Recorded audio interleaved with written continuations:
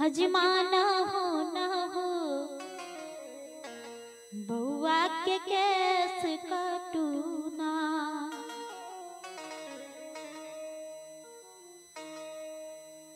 कि हजमाना हो न हो बउआ के केस काटूना। नटुआ नहु नहु अंगना में नाच करूना।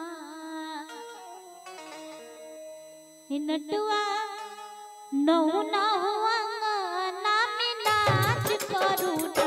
कि हजमा कि हजमा कि हजमा नहु नहु बउआ के केस काटूना।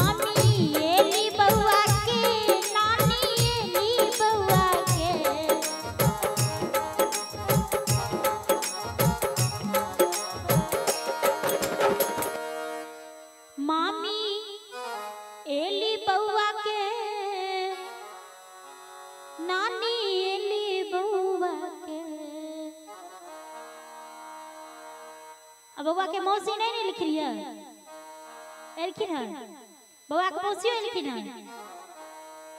कि मौसी कि मौसी कि मौसी जो महरे तेलिया बहनिया बिगलेना। कि मौसी जो महरे तेलिया बहनिया बिगलेना। हजमाना हो न हो बउआ के केस काटूना।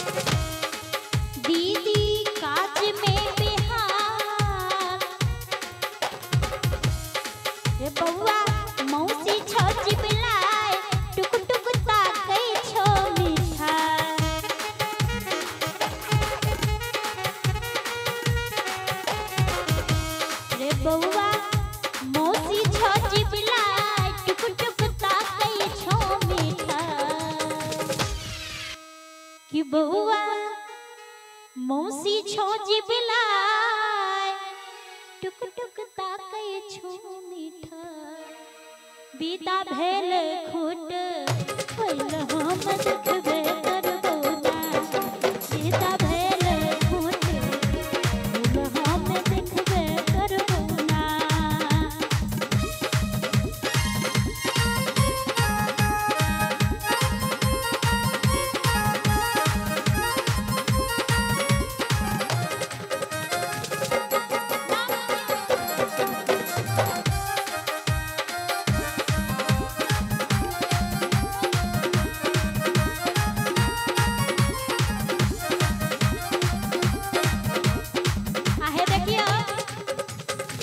बहुत छोट बउआ छथि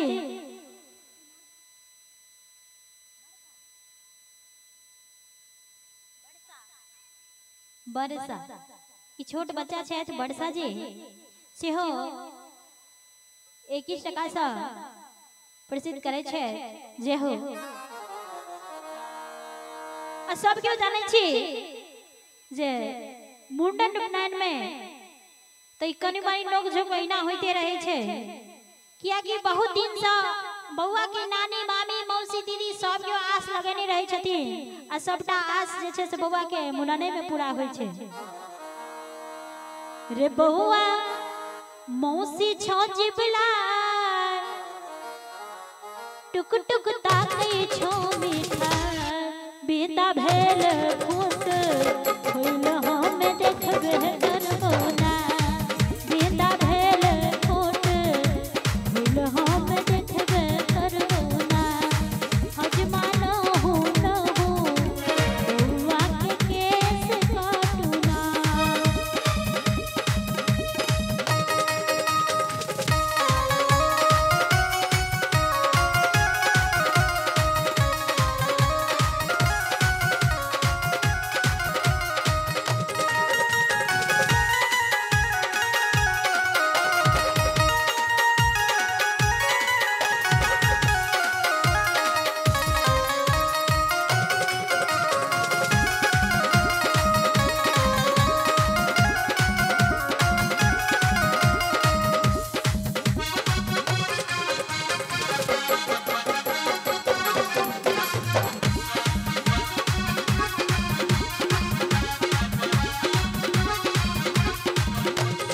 दीदी काज में बिहार चिल्का कोड़ा में जपाल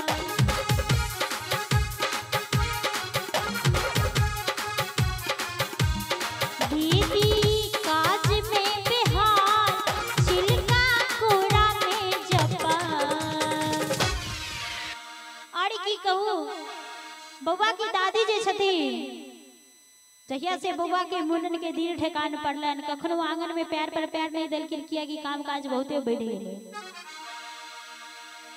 दीदी काज में बिहार चिल्का कोड़ा में जपा बुढ़िया मैया भगतई में दिन कमैया चल कोना बुढ़िया मैया भगतई में दिन कमैया चल कोना।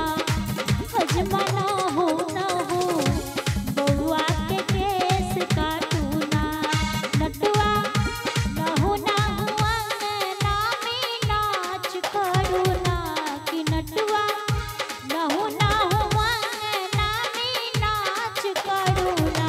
रे हजमा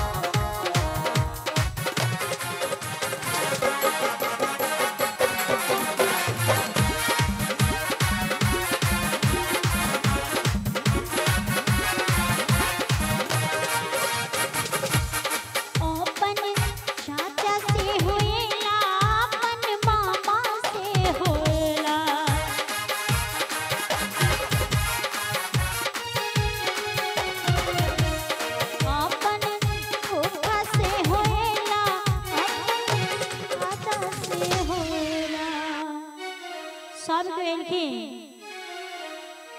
क्या कि आजुक दिन बहुत सुंदर छे बबुआ सबके मुंडन के शुभ दिन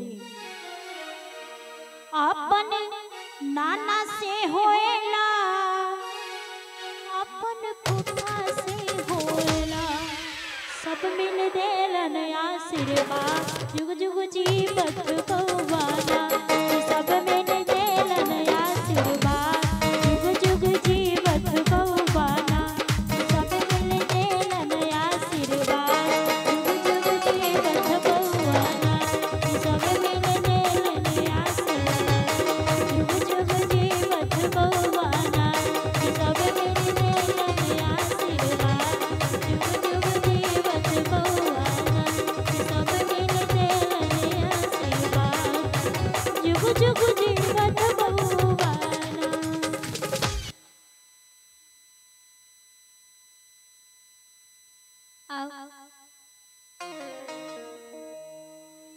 हमारे भक्ति स्वरूपा माता जी